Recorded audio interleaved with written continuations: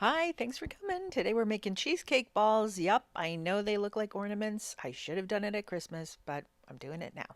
So I'm going to use those little molds and we're going to start by tempering some chocolate.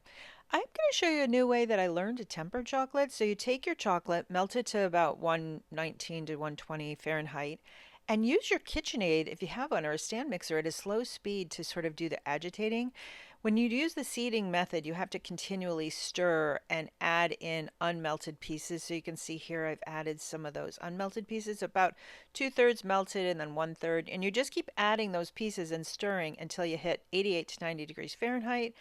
And I find it really makes my arm tired. So putting it in the KitchenAid has been a triumph. It worked. So here I'm just going to put these little molds into another silicone mold to hold them upright.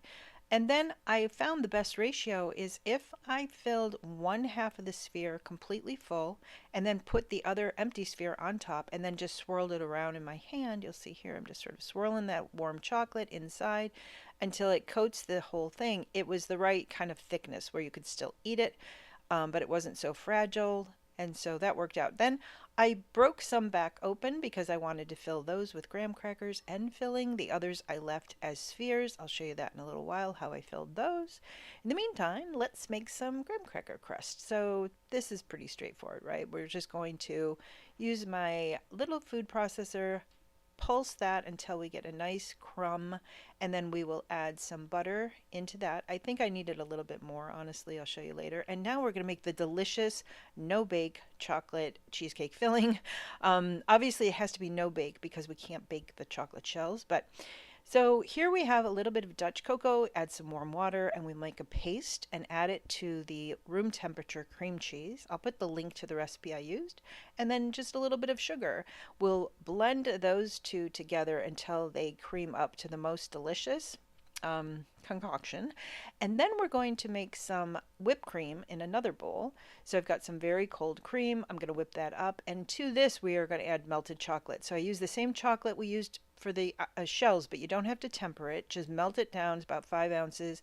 But make sure you cool it down to room temperature, or otherwise it will curdle that cream. So you'll see at first I was like, oh no, it's breaking apart, but it was okay. It was seizing up, but just keep at it. It will come together. So I just add a little bit more chocolate at a time. And as it continues to mix, it finally comes together into this really interesting cream chocolate mixture.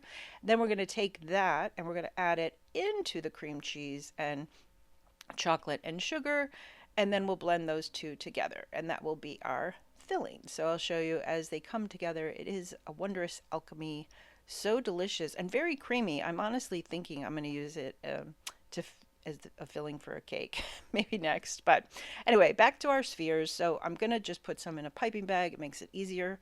And here you can see those spheres came out of those acrylic molds. I got those on Amazon, by the way, really easily. And I just made sure it would fit together nicely, and it does. And then I just filled half of them with a little bit of graham cracker. I do wish I'd add a little bit more butter because it was a little crummy, but it's okay. I just sort of pushed it in there. And now you'll see I've got two different sizes. There's a medium and a small. And then I'll just take my piping bag and fill in this side and then the top as well. Just sort of flatten it down so it's not poking up too much. It's grabbing the graham crackers, but there you go. Then I filled a little bit on top and then I put them back together.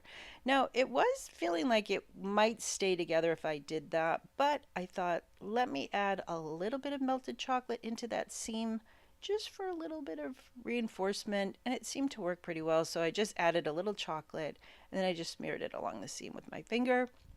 Now here you'll see this is one of the ones where I didn't break it in half, right? So you just have the orb. And in order to fill it, I had to get a hole into it. So I took a piping tip and I heated it up, and I'll show you in a minute how I did that. And then you just fill it almost like a donut or something, right? So as long as the piping tip will fit into the opening, you can just fill it up with the cream cheese, the chocolate concoction. And here's one where I'll show you a little bit. Look how nice and shiny they come out. I really love it. So I just set that aside, and I took my torch that I use for creme brulees and I just heated up the metal tip. You could also maybe do if you have a gas stove. And there we go. We're just going to gently hold it onto that chocolate. Like I said, the shell is not too thick, but it's thick enough. And then it pipes in and makes a perfect opening. So that really works out well.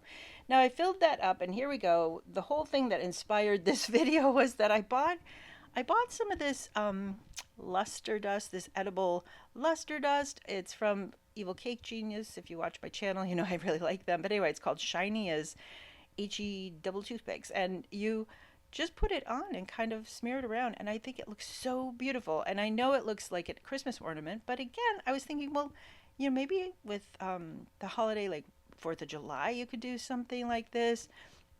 I think there's a lot of different uses, but in any case, so there's the big one in there. And I was thinking, how can I plate this up? This is always a challenge for me.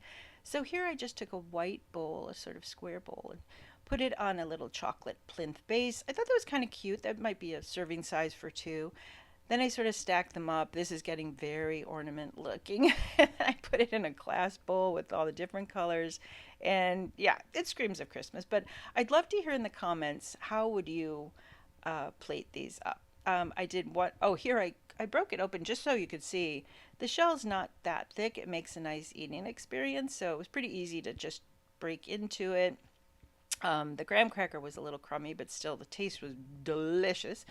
And here was my last attempt, and I thought, well, what if I did it with whipped cream? And that's the Russian piping tip. I think those are hilarious. They make such ruffles and stuff. And then I did one more sphere where I did not cover it in the luster dust. I just left it chocolate, and I thought, well, that's kind of interesting for a dessert. So there you go. Again, I'd love to hear in the comments what you might do. Thanks for coming by. Please subscribe, like, share with your friends, and I'll see you next time. Bye for now.